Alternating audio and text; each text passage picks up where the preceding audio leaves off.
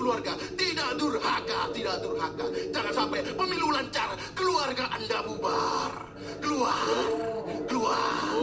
Stay in karakter. Siapapun presidennya, kalian yang menentukan. Merdeka!